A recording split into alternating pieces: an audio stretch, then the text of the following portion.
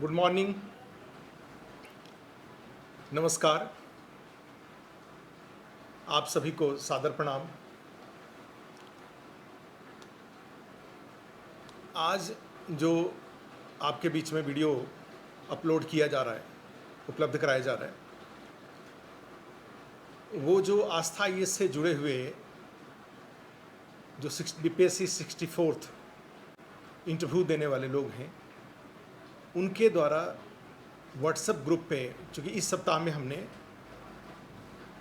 Personal interaction पर focus किया है, जिसके भी जो प्रश्न हों वो प्रश्न व्हाट्सएप ग्रुप में पोस्ट किए और उसी में से जो कुछ कॉमन टॉपिक्स हैं उसको उठा करके कल भी मैंने जैसे 7 क्वेश्चन पोस्ट किया था, उसका रिप्लाई पोस्ट किया था।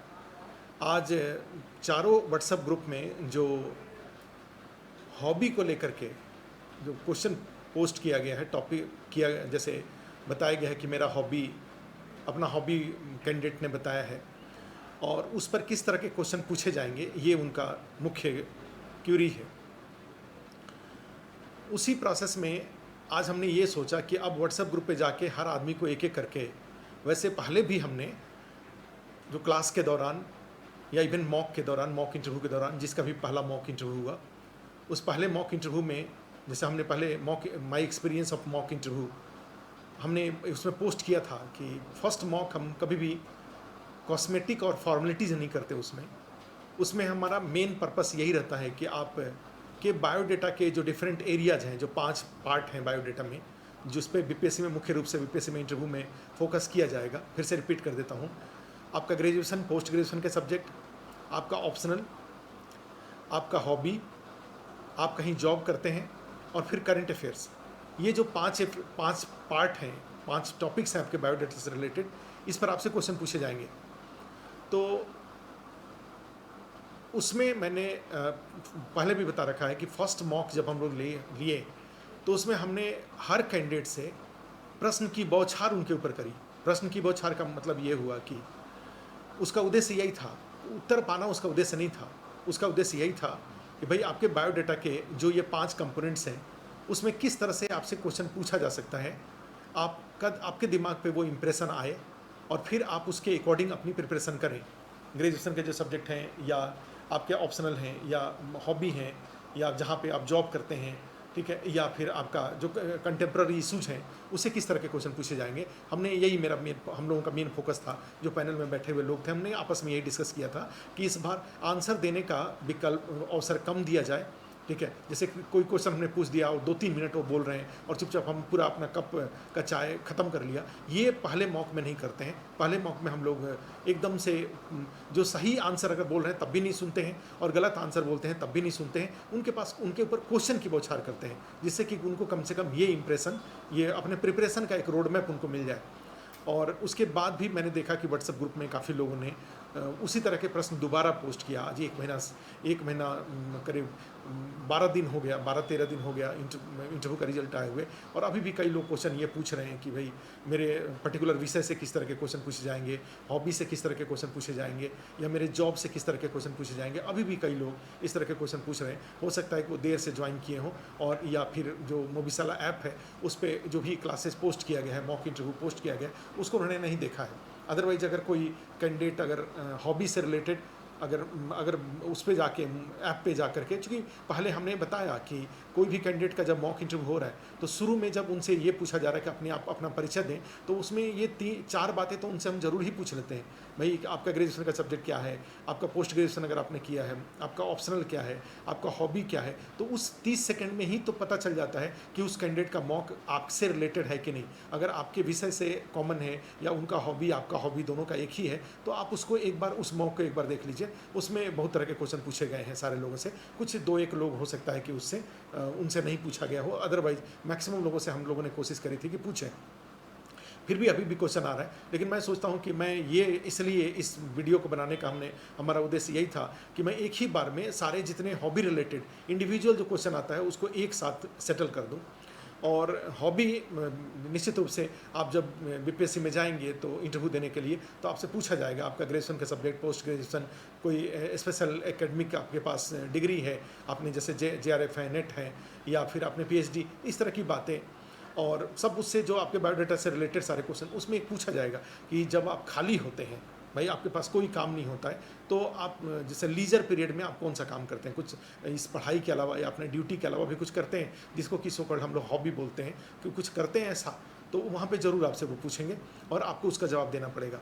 तो जवाब देना पड़ेगा, तो ऐसे जैसे नीतीश कुमार जी से ये बात पूछा गया कि भाई आप ये जो मुख्यमंत्री हैं और आप दिन भर प्रशासन के कार्यों में बिजी रहते हैं, क्या खाली टाइम कभी आपको मिलता है, और खाली टाइम मिलता है तो उसमें आप क्या करते हैं, तो कोई हॉबी आपका है। उनके पूछने का मतलब ये था जर्नलिस्ट का कि आपका कोई हॉबी है। नीतीश कुमार जी ने इसको सिरे से खारिज कर दिया कि नहीं, अरे हम लोग एक गरीब राज्य में रहते हैं, हमारा मैंने जीवन का जो प्रारंभिक पक्ष था वो स्ट्रगल में था, बाद में राजनीतिक व्यस्तताएं भी होती है, प्रशासनिक व्यस्तताएं होती हैं, हमारे पास कोई हॉबी के लिए टाइम नहीं होता है। और उन्होंने सीधे मना कर दिया कि मेरा कोई हॉबी है।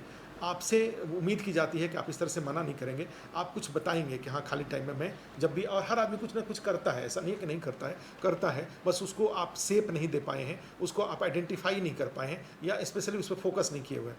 तो आप जैसे आज के डिस्कशन का मेन पक्ष यही है हॉबी को लेकर के, और हॉबी में जानते हैं कि उसको कहा जाता है जो बेस्ट ऑफ टाइम में बेस्ट ऑफ माइंड से और बेस्ट ऑफ इंटरेस्ट के साथ जो काम आप करते हैं उसको हॉबी कहा जाता है।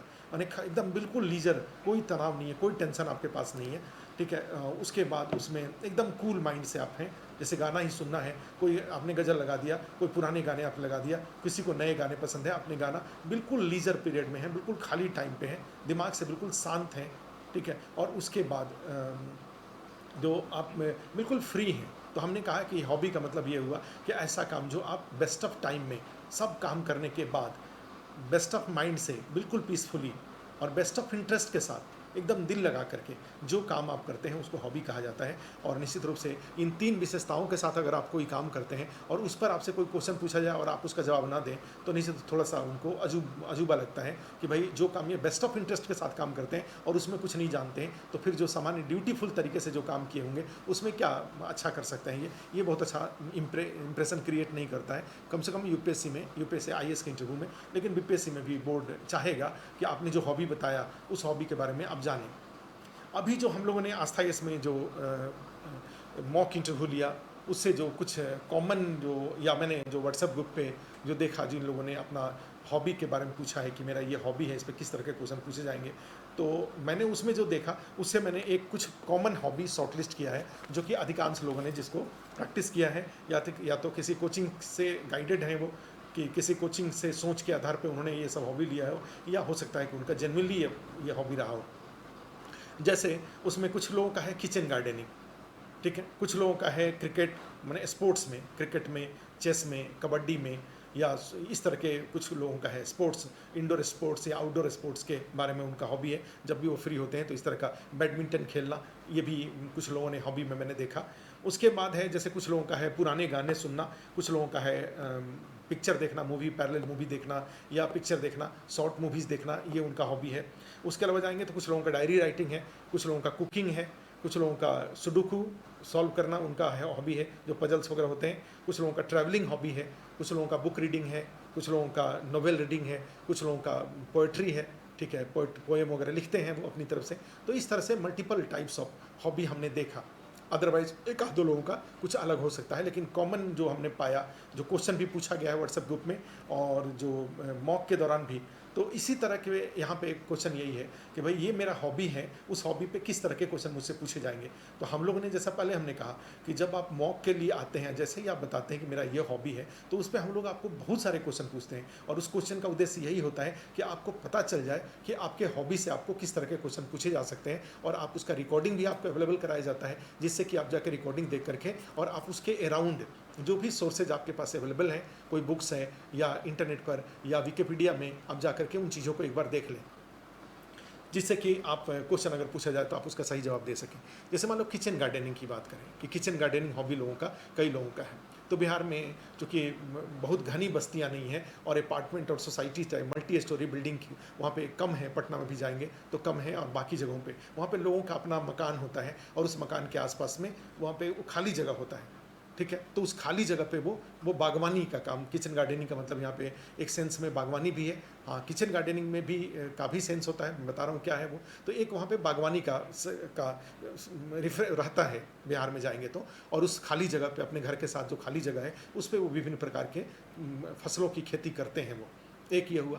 दूसरा जाएंगे तो थोड़े अपर लेवल पे जाते हैं, मल्टी स्टोरेज बिल्डिंग वगैरह में जाते हैं, जहाँ पे 8 मंजिल, 10 मंजिल, 20 मंजिल बिल्डिंग है, खाली जगह आपके लिए नहीं है, वो कॉमन स्पेस होता है, उसमें आप खेती नहीं कर सकते, उसमें आप बागवानी नहीं कर सकते, हॉर्टिकल्चर का काम उसमें नहीं कर सकते। जैसे बेंगलोर ही है, दिल्ली में ही है, नोएडा में ही है, गुड़गांव में ही है, इस तरह के शहरों में अगर जाते हैं तो आपके पास बागवानी के लिए जगह नहीं होता है, आपके ओपन स्पेस आपके लिए नहीं होता है। तो वैसे स्थिति में सब जगह, मेरे यहाँ भी और अदरवाइज जो हमारे पड़ोसी हैं उनके यहाँ भी, हर आदमी जो गमले में अपना प्लांटेशन करता है, अपने चॉइस के प्लांट्स उसमें डालता है। कई बार लोगों ने जो खुद भी उसमें इंटरेस्ट लेते हैं, साथ में एक्सपर्ट्स का भी, कई जो हमारा सोसाइटी जहाँ पे है मुखर्जी नगर में, तो उसमें बाहर से आते हैं, जो माली हैं जिसको बोला जाता है, वो आता है, माली आते हैं और आकर के उन जो भी, जैसे मेरी मैडम हैं तो उनका ये हॉबी है, तो वो उसको परस्यू करती हैं, वो माली के साथ मिल करके वो काफ़ी उसके पीछे उसमें ध्यान देती हैं वो।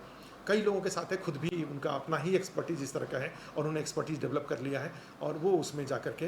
तो एक हुआ कि जैसे बिहार की बात करें, आप चाहें तो अगर बिहार आपका एड्रेस है तो हम बता सकते हैं कि वहाँ से मेरे घर के बगल में काफ़ी खाली जगह है, उस खाली जगह में हम लोग खेती करते हैं। जब भी टाइम मिलता है मैं अपना उसमें चला जाता हूँ और जा कर के कुछ कुछ जो प्लांट्स हमने, उस प्लांट्स की देखभाल करता हूँ, नए प्लांट्स लगाता हूँ, जो फ्रूट्स वगैरह होते हैं उसको फिर तोड़ता हूँ। मैंने पूरे प्लांटेशन का काम में इन्वॉल्व रहता हूँ जब भी खाली टाइम आता है तो। दूसरा हुआ ये किचन गार्डनिंग का, किचन गार्डनिंग में गमले में। तो अब यहाँ पे आता है कि यहाँ से किस तरह के क्वेश्चन पूछे जाएंगे।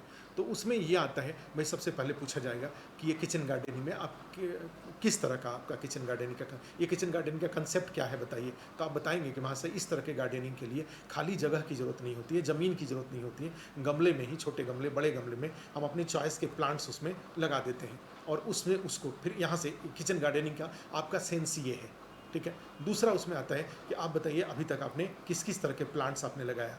तो उसमें फिर कई तरह के जवाब आते हैं, जैसे हमने कोई फ्रूट्स का लगाया, हमने कोई वेजिटेबल्स का लगाया, हमने कोई फूल का लगाया। इस तरीके से हमने कई सारे सब्जियों का, फलों का, फूल का, इस तरह से हमने प्लांट्स उसमें लगा रखा है। कई सारे मिसलिनियस प्लांट्स भी हैं, जैसे मनी प्लांट्स है, वो भी हमने उसको लगा रखा है। तुलसी का मेडिसिनल प्लांट्स होते हैं, उसको भी हमने लगा रखा है, ठीक है। तो इस तरीके से आप अपने गमले में आपने लगा रखा है, पौधे लगा रखा है और उसमें आप काम करते हैं जब भी आपको खाली टाइम मिलता है। और मैं से काफ़ी अच्छा है, हमने जो आप बता सकते हैं कि सब्जी का ही, जैसे टमाटर 2-3 गमलों में हमने टमाटर बो रखा है, तो टमाटर हमें अपने किचन के लिए जो भी टमाटर की ज़रूरत होती है वहाँ से पूरी हो जाती है। फिर दूसरा, आपने हरी मिर्च की बुआई कर रखी है तो हरी मिर्च आपको वहाँ से मिल जाता है। फिर उस तरह से आप कहेंगे तो आप जैसे तुलसी का ही है, या आप गिलोय का ही आपने प्लांट लगा रखा है, तो इस तरह से आपको जो भी उस तरह की ज़रूरतें होती है, आप अपने अपना जो किचन गार्डनिंग है उसी से आपको ये सब चीज़ें मिल जाती हैं। तो एक क्वेश्चन यहाँ पे ये आया कि कौन से किस तरह के प्लांट्स आप,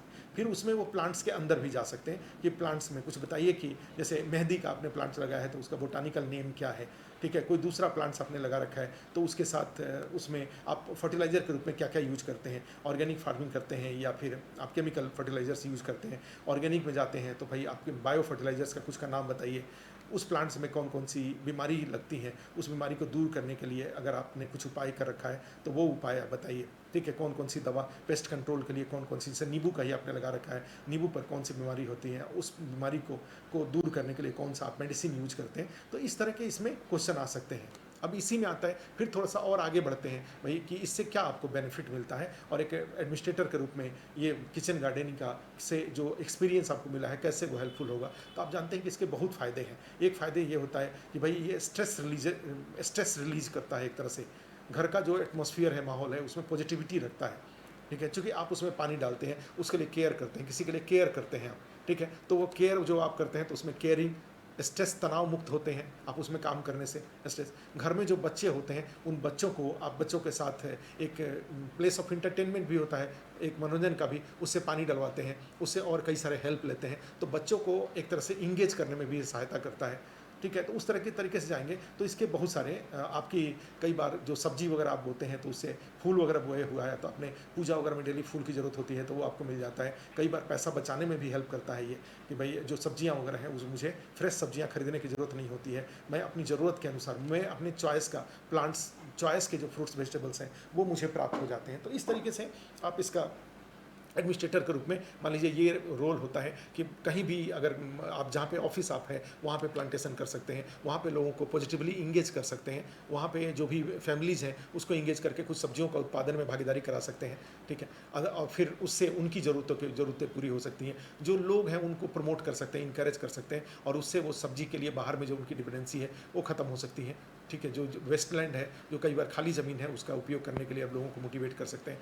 फिर यहीं पे क्वेश्चन ये भी आ सकता है कि भाई सरकार के द्वारा इसके लिए क्या योजना है, हॉर्टिकल्चर को बढ़ावा देने के लिए सरकार की कौन सी योजना है। तो आप जानते हैं सेंट्रल गवर्नमेंट की योजना है मिशन फॉर MIDH है, mission for integrated development of horticulture, या ऑपरेशन ग्रीन है जिसमें आलू प्याज टमाटर की खेती को प्रमोट किया जाता है, या राज्य सरकार बिहार में जाएंगे तो भाई 7 निश्चय के तहत बागवानी विकास है ही।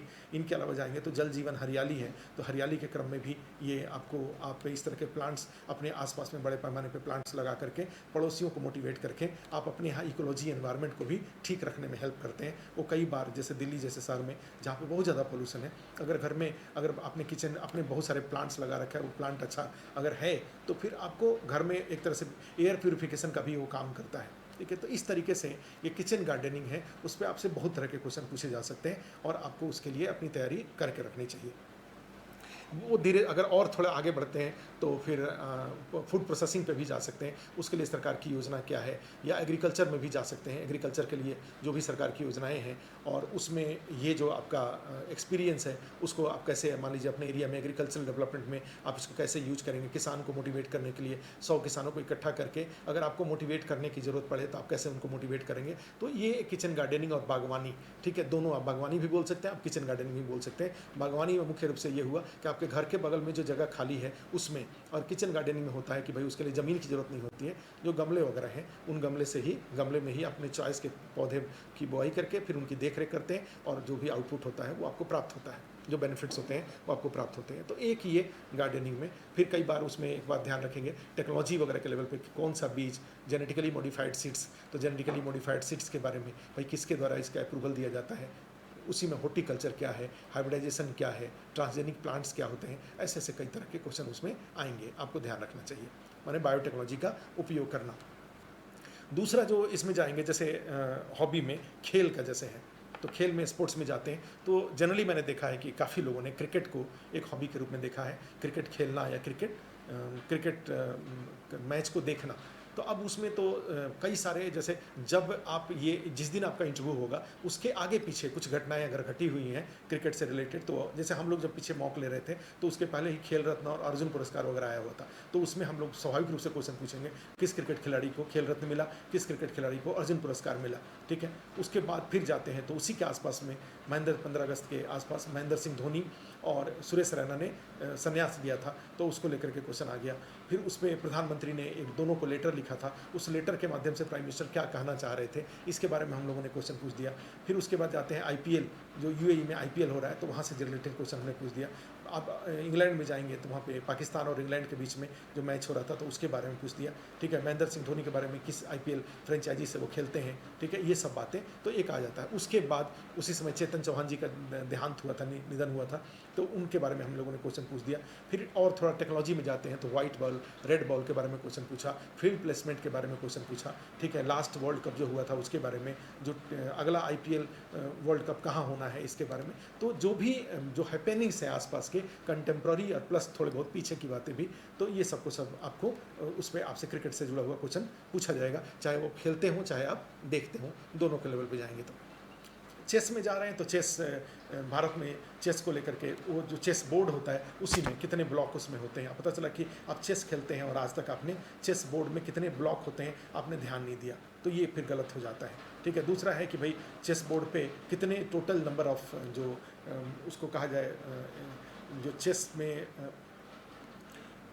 उसको क्या कहेंगे, जैसे मान लो किंग है, क्वीन है, या जो उसको सिपाही वगैरह जो बोला जाता है, ठीक है, जो प्यादे बोले जाते हैं, ये प्यादे ये कितने होते हैं, एक साइड में कितने होते हैं, दूसरे साइड में कितने होते हैं, ये संख्या आपको ध्यान में रखना चाहिए कि टोटल कितने उसमें होते हैं। उसके बाद उससे जुड़ा हुआ टर्मिनोलॉजी क्या क्या होता है, जैसे चेकमेट का मतलब क्या होता है, चेक ब्लाइंडनेस का मतलब क्या होता है, ठीक है। तो इस तरह के जो कुछ टर्मिनोलॉजीज हैं उसके बारे में आप जान लें। इंटरनेशनल लेवल पे कौन कौन जो फीडे है, फीडे के द्वारा कौन सा किस तरह का मैच ऑर्गेनाइज किया जाता है। इंडिया की तरफ से ग्रैंड मास्टर्स हैं, लेटेस्ट ग्रैंड मास्टर कौन है, सबसे कम एज का वर्ल्ड लेवल पे जो ग्रैंड मास्टर हैं वो इंडिया के हैं, उनका नाम क्या है, उनका एज क्या है, विश्वनाथन आनंद के बारे में। तो इस तरह से चेस के बारे में हिस्ट्री में बताइए चेस का, जैसे विजयनगर साम्राज्य था तो उसमें चेस खेला जाता था, कई बार ये कहा जाता है कि उसका राष्ट्रीय खेल था विजयनगर साम्राज्य का। तो ये सारी बातें आपको ध्यान में रखनी चाहिए। हमने एक दिन पूछा कि भाई जो गैरी कास्परोव थे वो चेस के सबसे फेमस प्लेयर माने जाते हैं, और उनके गैरी कास्परोव को एक सुपर कंप्यूटर ने उनको हरा दिया था, ठीक है। तो हमने फिर उस पर क्वेश्चन पूछा। तो इस तरीके से चेस से रिलेटेड आपसे क्वेश्चन पूछा जाएगा, चेस से आपको क्या बेनिफिट मिलता है, चेस का एडमिनिस्ट्रेशन में क्या आप किस तरह से बेनिफिट उसका, चेस एडमिनिस्ट्रेशन में ये जो चेस खेलने की आपकी हॉबी है वो कैसे बेनिफिशियल है, ये बातें आपके लिए किस तरह से बेनिफिशियल है, तो ये क्वेश्चन यहाँ से बनता है। उसी में थर्ड में जैसे हमने कबड्डी, तो कई लोगों ने कबड्डी जैसे बोला, तो कबड्डी में ये होता है कि भाई वहाँ से क्वेश्चन पूछा जाए, इसका हिस्ट्री बताइए, ठीक है। अलग अलग देशों में इसके अलग अलग नाम से, बांग्लादेश में इसके अलग नाम से जाना जाता है, ठीक है। इंडिया में उसको अलग नाम से जाना जाता है, ईरान में इसको अलग नाम से जाना जाता है। तो अलग अलग देशों में जाएंगे तो इसको अलग अलग नाम से जाना जाता है। तो कुछ ऐसा बोल सकते हैं वो कि बताइए इस देश में किस किस नाम से इसको जाना जाता है। इंडिया में जाएंगे तो फिर भाई कबड्डी के टेक्निकल बातें, कबड्डी कोर्ट में जो एक साइड में कितने खिलाड़ी होते हैं, दूसरे साइड में कितने खिलाड़ी होते हैं, ठीक है, ये हो जाता है। कोर्ट की लंबाई चौड़ाई के बारे में वो पूछ सकते हैं, ठीक है। जो कोर्ट मान लीजिए एक साइड का खिलाड़ी है, 7 खिलाड़ी जैसे हैं, उसमें से एक खिलाड़ी एक सांस में दूसरे साइड में जा रहा है, उसके दूसरे छोर पे दूसरे साइड में जा रहा है, तो उसको रेडर बोलते हैं। तो उसको क्या बोलते हैं, तो आपको वो टर्मिनोलॉजी याद रहनी चाहिए, ठीक है। उसके बाद कोई टूर्नामेंट्स वगैरह बताइए। एशियन गेम में 2018 का एशियन गेम हुआ था, उसमें कबड्डी था, किसने गोल्ड मेडल जीता था, इंडिया का क्या स्थान था उसमें, ठीक है। एक बात ये है। उसी में जैसे इंडिया में जाएंगे तो जो प्रो कबड्डी खेला जाता है, प्रो कबड्डी में भाई कितनी टीमें खेलती हैं, उसमें एक बिहार की भी एक टीम उसमें बड़ा फेमस है, जैसे पटना पायरेट्स है। तो पटना पायरेट्स में सबसे फेमस कौन सा है, पटना पायरेट्स के स्पॉन्सर्ड जो उसके फ्रेंचाइजी के ऑनर कौन है, ठीक है। कितनी बार पटना पायरेट्स ने अपना ये जो प्रो कबड्डी लीग हुआ उसको जीता हुआ है। तो ये सारी बातें आपसे उम्मीद की जाती हैं कि कबड्डी के बारे में आप अच्छे से उसको जानें। पटना पायरेट्स है उसके कैप्टन कौन है, उसके कोच कौन है, ये सब क्वेश्चन आपसे पूछे जाएंगे, आपको इसको ध्यान में रखना चाहिए। अब जाते हैं तो कबड्डी के बाद जैसे और बैडमिंटन है, तो बैडमिंटन में फिर वहाँ पर भी कई तरह के क्वेश्चन आ जाएंगे। बैडमिंटन का जैसे कोर्ट की लंबाई पूछ देंगे वो, ठीक है। जो नेट है उसका हाइट कितना होता है, ये हो गया। कुछ इंपॉर्टेंट जो बैडमिंटन जो रैकेट वगैरह होता है, जो कॉर्क बनाने वाली कंपनी का नाम बताइए जिसका आप उपयोग करते हैं, ठीक है। कौन सा किस तरह का जो रैकेट है उसका वेट कितना होता है, भारी अधिक वेट वाले रैकेट अच्छे होते हैं या हल्के वेट वाले रैकेट अच्छे होते हैं, इसके बारे में आपसे क्वेश्चन पूछा जा सकता है। जो रैकेट में जो तार यूज किया जाता है वो तार किस चीज़ का बना हुआ होता है, ये हो जाएगा। इनके अलावा जाते हैं तो कौन कौन से इंटरनेशनल लेवल पे कौन कौन से टूर्नामेंट है, इंडिया के लेवल पे क्या टूर्नामेंट खेला जाता है, इंडिया के कुछ इंपॉर्टेंट मेल जो बैडमिंटन खिलाड़ी हैं उनके नाम बताइए, कुछ फीमेल इंपॉर्टेंट खिलाड़ी हैं उनके नाम बताइए। पीवी सिंधु है, उनके गुरु कौन है। एक मान लीजिए बैडमिंटन खिलाड़ी हैं जिनकी बेटी काफ़ी फेमस एक्ट्रेस हैं, उस खिलाड़ी का नाम क्या है, उस एक्ट्रेस का नाम क्या है। तो इस तरह से मल्टीपल बैडमिंटन पे आपसे क्वेश्चन पूछे जाएंगे, आप ध्यान रखिएगा। और निश्चित रूप से मैं आपसे उम्मीद करता हूँ कि अब कम से कम जो मैं एक बाउंड्री आपको बता दे रहा हूँ, तो हम तो हर क्वेश्चन नहीं बता सकते, आपसे एक बाउंड्री बता रहा हूँ। उस बाउंड्री के बाद आप कम से कम दोबारा व्हाट्सएप ग्रुप में आप एक क्वेश्चन को फिर से रिपीट नहीं करिएगा, इस क्वेश्चन को ओपन मत रखिएगा कि भाई मेरे हॉबी से क्या क्वेश्चन पूछा जाएगा। अब ये हमेशा नहीं तो पता चला कि इंटरव्यू के दिन तक ही आपका ओपन क्वेश्चन है, ये ओपन नहीं रहना चाहिए। एक पेज पर आपने कबड्डी लिख दीजिए, आपका हॉबी अगर है तो, आपका अगर हॉबी चेस है तो वो चेस लिख दीजिए, और उससे जितने तरह के क्वेश्चन प्रोबेबल हो सकते हैं 10, 12, 15, वो सारा 15 लिख दीजिए। और उसके बाद उसका एक एक करके एक लाइन, दो लाइन, तीन लाइन में जितना जो आंसर हो सकता है वो आंसर प्रिपेयर कर लीजिए और इस चैप्टर को क्लोज कर लीजिए। मेरा सुझाव आपके लिए ये बनता है। ये फिर आप जाते हैं तो जैसे कुछ लोगों का ये कुकिंग हॉबी है, तो कुकिंग पे भी हमने बहुत बार बताया हुआ है। हमने तो इतने छोटे छोटे क्वेश्चन पूछा कि भाई चलिए कुकिंग आपका हॉबी है, ठीक है, बहुत बढ़िया। तो जैसे कई लड़कियां हैं, तो लड़कियों के बारे में उन्होंने कहा कि कुकिंग मेरा हॉबी है। मैरिड जो लेडी हैं उन्होंने कहा कि कुकिंग मेरा हॉबी है। तो उसमें कई बार बोर्ड ने इसको माना, आपको हॉबी नहीं माना। भाई आपका हॉबी कैसे हो सकता है? आप तो एक मदर के रूप में, एक एक एक एक पत्नी के रूप में, एक बहू के रूप में, आपका तो ये ड्यूटी है। हर बिहार जैसे समाज में जो भी इस तरह के लोग होते हैं, सबका वो ड्यूटी है सुबह शाम दोनों टाइम खाना बनाना। तो आपका ये हॉबी कैसे हो सकता है? ड्यूटी कभी हॉबी नहीं हो सकता। तो अब यहाँ पे ये है कि आपको लेकिन उसको कहना पड़ेगा कि ठीक है माँ से मेरी ड्यूटी तो है, मैं तो बना, लेकिन मेरे साथ हेल्प भी है, डोमेस्टिक हेल्प भी मेरे साथ है, और भी लोग हैं वो भी उसमें खाना बनाने में हेल्प करते हैं, वो भी खाना बनाते हैं। हाँ, मैं इसको हॉबी इस रूप में मानती हूँ कि जब भी मुझे टाइम मिलता है कुछ मैं स्पेशल डिश ट्राई करती हूँ, और वो फिर स्पेशल डिश आपको जानना पड़ेगा। ये नहीं बताएंगे लिट्टी चोखा बनाती हूँ, रोटी चावल दाल सब्जी, ये सब हॉबी का पार्ट नहीं होता है। आप कुछ यूनिक चीज़ बताइए जिससे कि बोर्ड को थोड़ा सा वहाँ पे माहौल थोड़ा सा चेंज हो। जैसे हमने कई बार कहा, मजाक में ही हमने कहा कि आप बता दीजिए कि मैं रसगुल्ला बनाती हूँ, अलग अलग तरह के रसगुल्ले बनाती हूँ, अलग अलग तरह का मिठाई बनाती हूँ, कोई पर्टिकुलर मिठाई का ही नाम बता दीजिए। ठीक है, उस तरह से आप बता दीजिए मैं चॉकलेट बनाती हूँ, तो चॉकलेट कैसे बनाती है? आप बताइए मैं केक बनाती हूँ, तो केक के बारे में बता दीजिए। ठीक है, केक का जो इंग्रेडिएंट्स होता है उसके बारे में बता दीजिए। एगलेस केक में क्या है, जो एग के साथ केक होता है उसमें क्या है। तो इस तरह के बहुत सारे, चॉकलेट हुआ, केक हुआ, कोई पर्टिकुलर मिठाई हुआ, रसगुल्ला हुआ, इस तरह की चीज़ें होती हैं। या कोई और एक्सपेरिमेंट आप करती हैं, जैसे कोई इटालियन फूड आप बनाती हैं, कोई चाइनीज़ फूड स्पेशल आप बनाती हैं, आप मंचूरियन बनाती हैं। ठीक है, कोई आप पनीर का ही कोई स्पेशल आइटम बनाती हैं, कोई गुजराती आइटम ही बनाती हैं, ये ढोकला वगैरह होता है उस तरह का बनाती हैं। तो ये सब चीज़ें आप कुछ बताइए, थोड़ा सा अलग हटके उसको बताइए, जिससे कि बोर्ड में थोड़ा सा एक माहौल चेंज हो, और एक उनको एक एक्साइटमेंट ऐसा लगे जिससे कि उस पर वो आपसे क्वेश्चन पूछें और आपको फिर मार्क्स दें, क्योंकि आप जो बताएंगे उसी पर आपको मार्क्स मिलना है कुकिंग में। तो एक तो ये हो जाता है। दूसरा, जिनका जो हमने कहा कि जिनका अदरवाइज भी जो कुकिंग हॉबी रखते हैं, तो वो उनसे इस तरह के क्वेश्चन पूछे जाते हैं, क्या आप स्पेशल बनाते हैं? ठीक है, अब फिर वो आता है भाई कौन से बर्तन का उपयोग करते हैं, प्रेस, जैसे एक एल्युमिनियम है, एल्युमिनियम क्यों हार्मफुल है, तो सारे बर्तन के ऊपर क्वेश्चन पूछ देंगे। माइक्रोवेव ओवन के ऊपर क्वेश्चन पूछ देंगे। जो इंडक्शन कुकर है उसके ऊपर आपसे क्वेश्चन पूछ देंगे।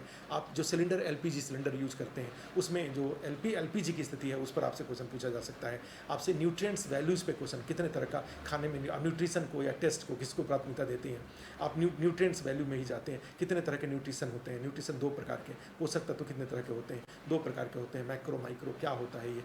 फिर आता है कि भाई आप दोपहर जितने गवर्नमेंट के स्कीम्स हैं उनके बारे में आपसे वो क्वेश्चन पूछे जा सकते हैं।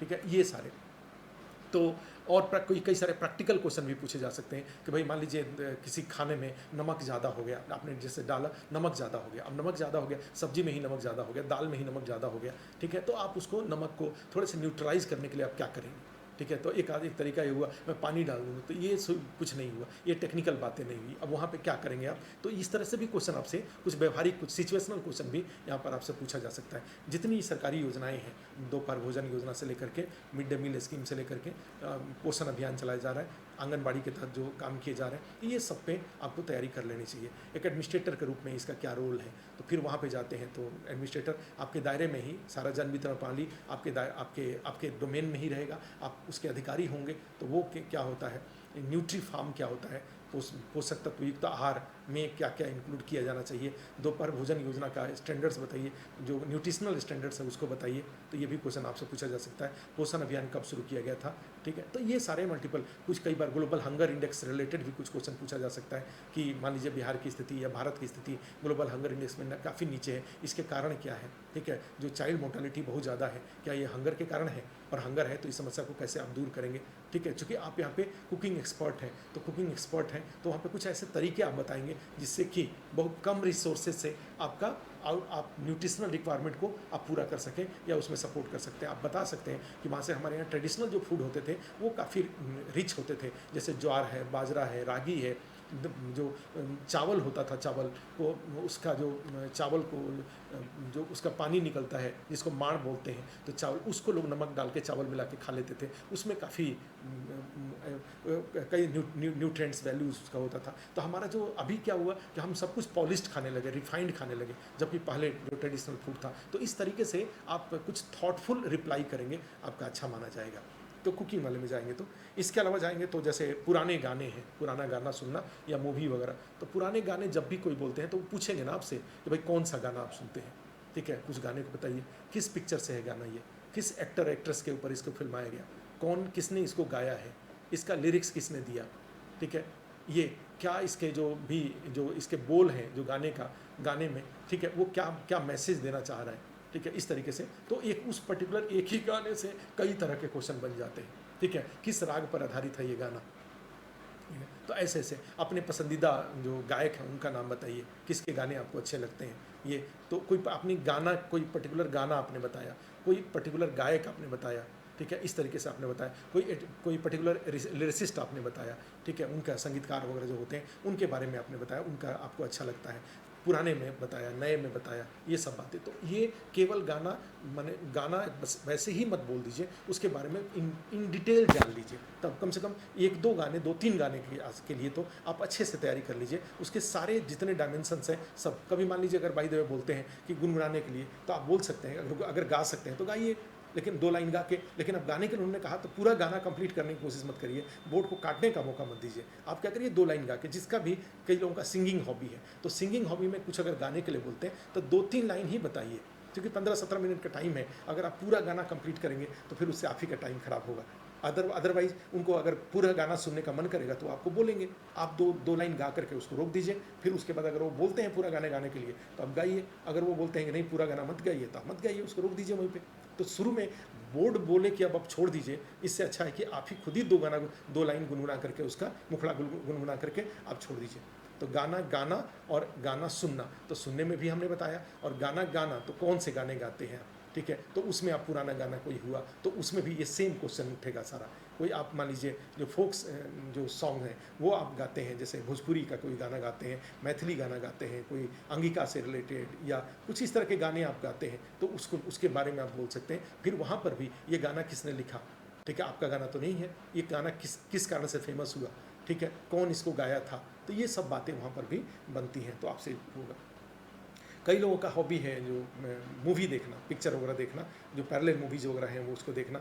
तो अभी के टाइम पे जाएंगे तो बहुत सारे वेब सीरीज चल रहा है, GTV वालों का चल रहा है, नेटफ्लिक्स चल रहा है, या आप जाते हैं तो इस तरीके से कई सारे। मैं तो पूरा जो 6 महीना था तो आपके साथ ऑनलाइन क्लास में ही इतना बिजी रहा कि आस्था ये मुझे लगता है कि हम लोग 25 मार्च से बंद हुआ था, लेकिन हमने लगातार ऑनलाइन क्लास हम लोग लेते रहे। 65th का मेंस का था, फिर 66 PT का, ये सब चलते रहा। अभी पीछे जब से रिजल्ट आया है 18 जुलाई को लास्ट PT का 66वीं PT का क्लास हुआ है। अभी चूँकि बहुत ज़्यादा इंटरव्यू में हम लोग बिजी हो गए, इसलिए उसको होल्ड करके रखा हुआ हमने। आस्था इसका ऐप भी अब फाइनल स्टेज में है, तो उसका फ़ायदा, आस्था इसका ऐप बन जाने का फ़ायदा ये होगा कि जो लाइव क्लास चलेगा वो उस पर रिकॉर्डिंग में उसमें अपलोड हो जाएगा, और सब लोग जो भी आस्था इसके लोग होंगे जो PT का 66वीं PT का क्लास कर रहे हैं या करेंगे, तो वो सारे लोगों का क्लास, लाइव क्लास भी मिल जाएगा। और मान लीजिए कुछ छूट जाता है या किसी दिन अगर वो नहीं कर पाते हैं तो आस्था इसका ऐप पर उसका रिकॉर्डिंग भी उनके लिए अवेलेबल रहेगा। पहले ये दोनों 2 पार्ट में होता था, लाइव क्लास और रिकॉर्डिंग के लिए फिर आपको मोबीसाला पे एक्स्ट्रा पे करना पड़ता था, लेकिन अब उसमें ये हो जाएगा कि लाइव क्लास भी आप कर सकते हैं और रिकॉर्डिंग भी उसका आपके लिए अवेलेबल रहेगा, तो आपको दोनों बेनिफिट होगा। तो इसलिए हमने कम से कम अभी हमने थोड़े दिन के लिए क्लास को, तब तक 64वीं BPSC में बहुत ज़्यादा बिजी थे, बहुत व्यस्त थे, तो इस कारण से। लेकिन अब धीरे धीरे इसका प्रेशर कम हो रहा है, तो अभी अब तब तक ऐप भी बन के आ जाएगा। अभी तो जूम ऐप से ही सब काम हम लोग कर रहे थे, लेकिन जैसे ही बन के आ जाएगा तो इसलिए हमने होल्ड करके उसको रखा हुआ है। और एक सप्ताह मैंने हमने जैसे 5 या 10 तारीख के, 5 और 10 तारीख के बीच में कभी से 66वीं PT का क्लास शुरू हो जाएगा, और फिर सब जो भी जिसका जो बचा हुआ है वो सब कंप्लीट करेंगे, और फिर नए सिरे से जो क्लास शुरू होगा वो कंप्लीट आस्था इसके ऐप पर लाइव क्लास भी रहेगा, प्लस उसका रिकॉर्डिंग भी रहेगा, तो उसमें आ जाएगा। तो उसी में जाएंगे तो जैसे मैं तो अपना बिजी, तो इस कारण से बहुत सारे वेब सीरीज़ जो चले, वेब सीरीज़ काफ़ी लोगों को मैं सुनता हूँ कि भाई अमेजन स्टिक है उसके थ्रू, या हमने भी एक GTV वालों का सब्सक्राइब किया, लेकिन देख नहीं पाया, टाइम नहीं मिला। हमने एक ही शायद देखा था, वो लाल बहादुर शास्त्री का एक था ताशकंद, तो वो देखा था, बाद में नहीं देख पाया। तो आप, लेकिन आप चाहें तो आप बोल सकते हैं कि भाई मैं मूवी के बारे में बताइए। अब उसके बारे में सब कुछ जानिए, 1-2 मूवी जो भी आपको इंस्पायरिंग लगा। अब ये मत बताइएगा गांधी मूवी, चूँकि फिर वो आइडियल टाइप की बातें हो जाती है। इंटरटेनमेंट के लिए मूवी जनरली इंडिया में लोग इंटरटेनमेंट के लिए देखते हैं, मनोरंजन के लिए देखते हैं, तो जो इस तरह के कुछ हैं तो आप उसको बोलिए, जिससे कि अब वहाँ पे बहुत ज़्यादा आइडियलिस्ट पर्सन के रूप में इंटरव्यू देने की आवश्यकता नहीं है, कि सब कुछ एकदम आदर्श व्यक्ति यहाँ पे बैठे हुए हैं, उनसे वो कोई मनोरंजन का काम नहीं करते हैं, ठीक है, बस केवल अपनी अभी तक केवल तैयारी कर रहे थे और आगे जाकर के केवल अधिकारी के रूप में काम करेंगे, इस तरह से आइडियलिस्ट के रूप में वहाँ बैठने की जरूरत नहीं है। तो उस मूवी जो आपने देखा, कोई पैरेलल मूवी आपने देखा, जैसे प्रकाश झा के द्वारा सारे जो मूवी बनाए गए हैं वो ऑलमोस्ट मान सकते हैं कि पैरेलल मूवी है, कंटेम्प्रोरी इशूज़ पे उनके द्वारा बनाया गया है। तो उसमें जैसे हम लोगों ने किस दिन किसी का था पैरेलल मूवी, तो हमने पूछा कि प्रकाश झा के बारे में पूछा कौन कौन सा मूवी उनका आपने देखा है, तो फिर गंगाजल उन्होंने कहा, गंगाजल में पूछा कि गंगाजल में गंगाजल क्या है, ठीक है, तो वो सोचो, अब गंगाजल में गंगाजल हमने पूछा, वो नहीं बता पाए कि गंगाजल यहाँ पे किस बात का इंडिकेटर है, क्या चीज़ इंडिकेट करता है। तो खैर माने ये मूवी वाला पार्ट है, आप उसमें सारे डायरेक्टर एक्टर कौन कौन है, उसका वर्ल्ड व्यू क्या था उस मूवी का, उस मूवी के माध्यम से सोसाइटी को क्या मैसेज दिया जा रहा था, ये सारी बातें, एक्टर कौन था, एक्ट्रेस कौन थे, डायरेक्टर उसके कौन थे, ये सब बातें आप उसको जान लेंगे, ठीक है। आपको क्यों वो मूवी अच्छी लगी, कोई उसका पर्टिकुलर सीन बताइए जो आपको बहुत अच्छा लगा, कोई पर्टिकुलर डायलॉग बताइए जो आपको बहुत अच्छा लगा, तो ये सब बातें आपसे उसमें मूवी वाले में आएगा। जो शॉर्ट मूवीज़ हैं उसके बारे में भी दो चार, अगर आप यूट्यूब पे बहुत सारे शॉर्ट मूवीज़ पड़े हुए हैं 10-10 मिनट 15-15 मिनट के, तो आप उसको भी जा करके, जो वेब सीरीज़ वगैरह कई सारे अभी आए हुए हैं उनके बारे में बताएंगे तो भी बोर्ड को बहुत अच्छा लगेगा कि वहाँ से सिनेमा हॉल तो साढ़े 6 महीने से बंद है।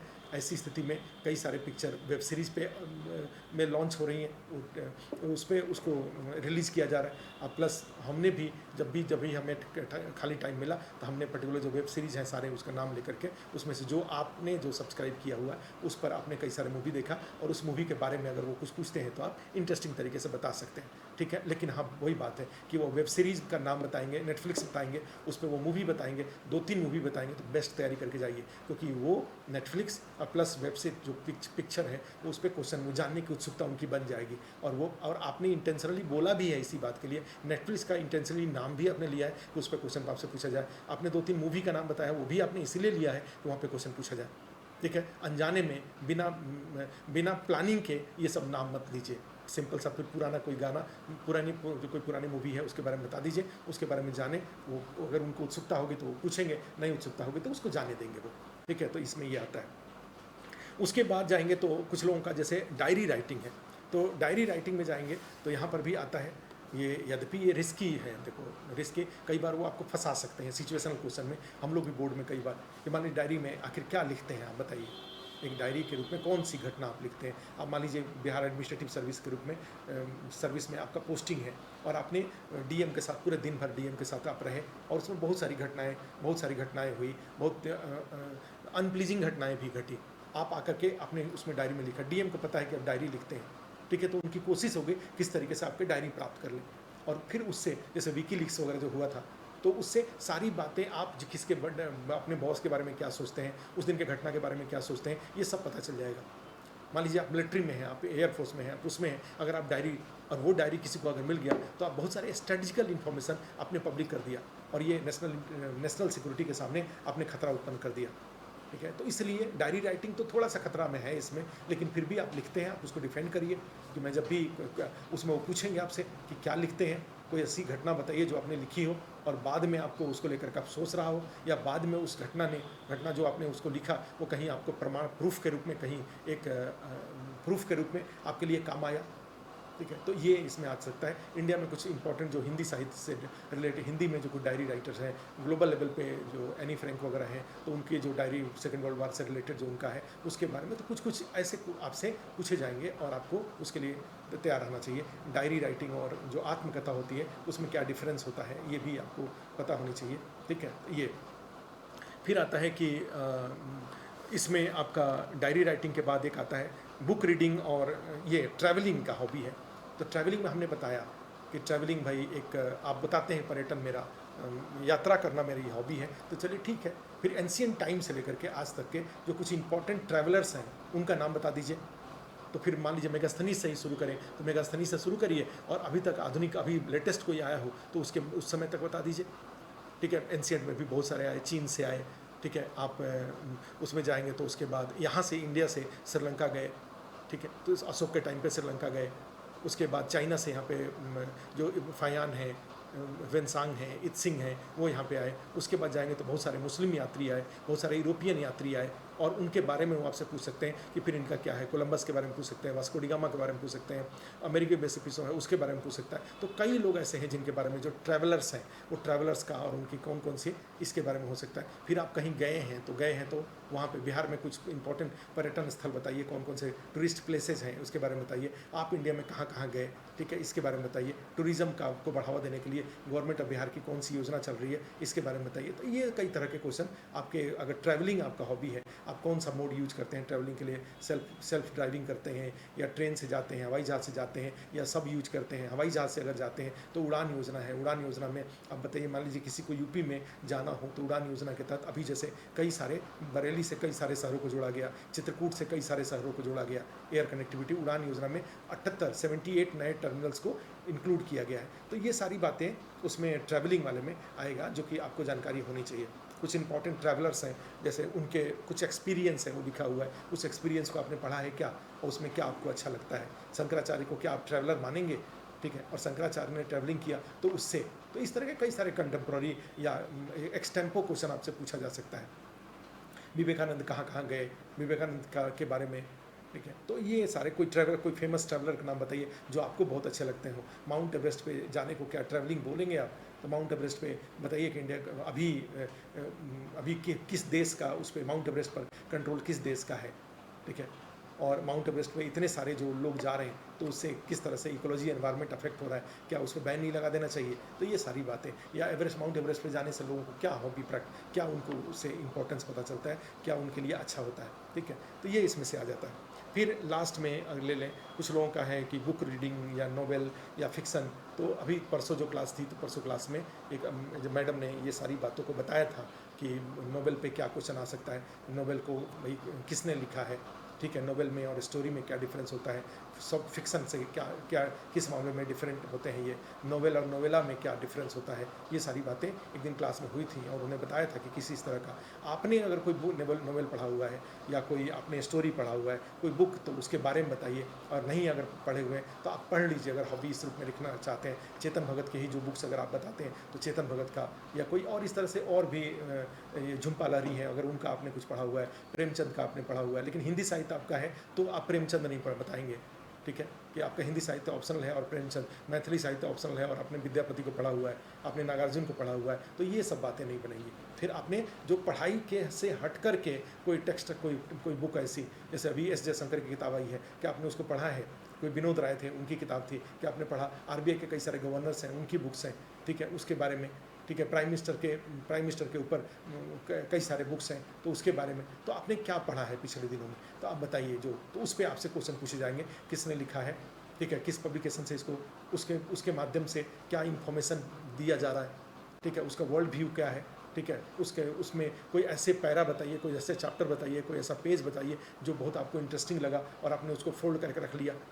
तो ये सारी बातें आपके उसमें से आता है, ठीक है। और क्वेश्चन पूछा जाता है बुक रीडिंग से एक आपको क्या बेनिफिट मिलता है, और सारे जितने हॉबी हैं उसके साथ 2 कॉमन क्वेश्चन तो है ही, आपको क्या बेनिफिट होता है और फिर एडमिनिस्ट्रेशन में इसका किस तरह से बेनिफिट होता है, ठीक है। तो ये सारे के सारे प्रश्न हैं, और ये सारे प्रश्न को मुझे लग रहा है कि आपको करना चाहिए 2 पेज का, 3 पेज का, जो भी आपने कॉपी बना रखा है, डायरी आपने फाइनल किया हुआ है, तो उसमें 2 पेज, 1 पेज में ये हेडिंग लिखिए अपना हॉबी का, और उसमें जितने तरह के क्वेश्चन, फिर उसका आंसर आता है, ठीक है। आंसर बनाइए, आपस में डिस्कस करिए। क्लास में भी बहुत सारे क्वेश्चन का सबका जब मॉक देने आप आएंगे और कोई क्वेश्चन ऐसा पूछा जाता है जो फैक्चुअल है, तो आप तो उसको खुद से कर लीजिए, लेकिन कोई ऐसा कंसेप्चुअल क्वेश्चन है, आप मॉक के दौरान ही हम लोगों से पूछिए, हम लोग उसका रिप्लाई देंगे, ठीक है।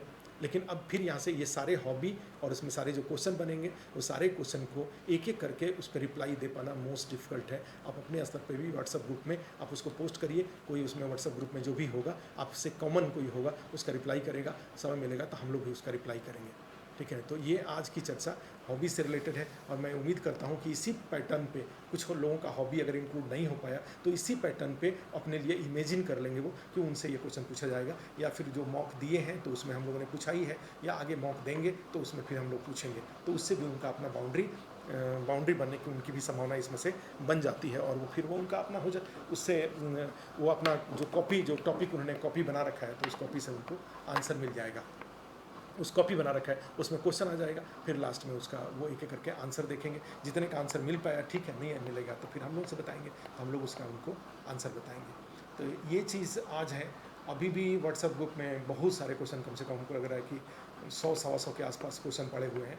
तो देखता हूँ, कल हमने जैसे कवर किया था 7 क्वेश्चन जो कॉमन था सबके लिए, आज हॉबी वाला हमने कवर किया। आगे देखता हूँ जैसे ही भी टाइम मिलता है तो कुछ क्वेश्चन का रिप्लाई तो मैं व्हाट्सएप ग्रुप में ही कर दूंगा, जहाँ पे है वहीं पे। जैसे कल बड़ा अच्छे से कुछ क्वेश्चन थे कि बिहार में रेवेन्यू सरप्लस की स्थिति है और साथ में फिजिकल डेफिसिट है, तो दोनों क्या साथ में हो सकता है।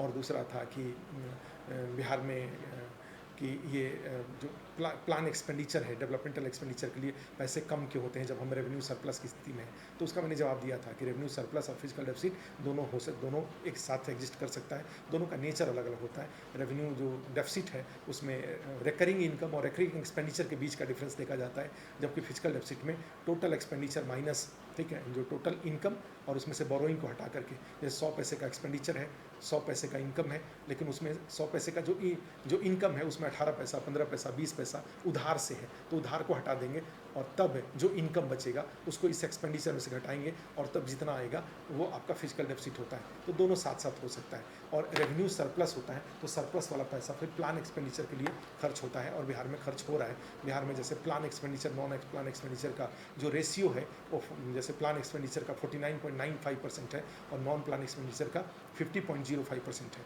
और ये बिहार में ही है। और अन्य राज्यों में इस तरह का प्लान नॉन प्लान ऑलमोस्ट बराबर नहीं है। अन्य राज्यों में जाएंगे तो नॉन प्लान एक्सपेंडिचर उनका बहुत ज़्यादा है, प्लान एक्सपेंडिचर उनका कम है। कई बार तो ये हो जाता है 95% तक नॉन प्लान एक्सपेंडिचर हो जाता है, जिसमें सब्सिडी आता है, जिसमें बहुत सारे वेलफेयर स्कीम्स पे जो किए गए जो असिस्टेंस वगैरह है वो आता है, जो सैलरी का पैसा है या जो राज्य सरकार ने कर्ज ले रखा है उसका ब्याज, इंटरेस्ट पेमेंट में, ये सब नॉन प्लान एक्सपेंडिचर में आता है। तो कई राज्यों का तो जो फिजिकल कंडीशन है वो बहुत ख़राब है और उनका मेजॉरिटी ऑफ पैसा नॉन प्लान में जाता है। प्लान एक्सपेंडिचर जिसको डेवलपमेंटल एक्सपेंडिचर कहा जाता है, जैसे एग्रीकल्चरल डेवलपमेंट में, इंडस्ट्रियल डेवलपमेंट में, इंफ्रास्ट्रक्चर डेवलपमेंट में या एजुकेशन में, हेल्थ में के लिए उनके पास पैसे ही नहीं रहते हैं। तो बिहार में ये स्थिति नहीं है। तो इसी तरह के कई सारे क्वेश्चन पूछे गए थे बेल आउट पैकेज और स्टिमुलस पैकेज में, इस तरह के क्वेश्चन थे, तो उसका हमने जवाब व्हाट्सएप ग्रुप में दिया हुआ है। और भी जो भी फुटलूज इंडस्ट्रीज़ बिहार में उसका क्या इंपॉर्टेंस है, इसका व्हाट्सएप ग्रुप में हमने जवाब दिया हुआ है, सब लोग देख लेंगे। चारों ग्रुप में हमने शेयर कर दिया था, ठीक है। आगे भी जो क्वेश्चन है तो कुछ क्वेश्चन का तो जवाब मैं यूट्यूब के माध्यम से दे दूँगा, लेकिन कुछ क्वेश्चन का जवाब आपको व्हाट्सएप ग्रुप से भी शेयर कर लूँगा जैसे ही थोड़ा सा टाइम होगा। तो आज फिर एक है कि आज शाम को जो जूम मीटिंग हमारे पास ऑलरेडी बहुत सारे क्वेश्चन हैं, उसका रिप्लाई पहले करता हूँ, फिर एक बार हम लोग मिलेंगे। वैसे कल से मॉक इंटरव्यू भी है, कल सैटरडे को और संडे को सब मॉक है। संडे को 2 पैनल हैं, सबके पास लिस्ट पहुँच गया है, सबको पता है। और सैटरडे को तो हम लोग मॉक करते हैं, उससे फिर जो एक्सपीरियंस आएगा तो फिर मंडे को आपके साथ फिर से मिलेंगे और आपके साथ वो करेंगे, आपके साथ आपकी समस्याओं को हल करने की कोशिश करेंगे। फिर एक और बात, डिस्क्लेमर यहाँ पे ये है कि मैं जो भी बात बोलता हूँ मैं अपनी बात बोलता हूँ, आपको उसमें से कुछ अच्छा लगे तो आप उसको लीजिए। अगर आपको लगता है कि उसमें से आपके काम का नहीं है, बिल्कुल अब मेरे प्रति निगेटिव होने के बदले आप उसको ड्रॉप कर देना, ये भी एक ब्यूरोक्रेटिक फीचर है, ये भी एक अधिकारी की विशेषता होती है। अदरवाइज़ कुछ अगर लाभ 2-1% भी अगर उसमें से कुछ लेने लायक है तो आप उसको ले लीजिए। धन्यवाद।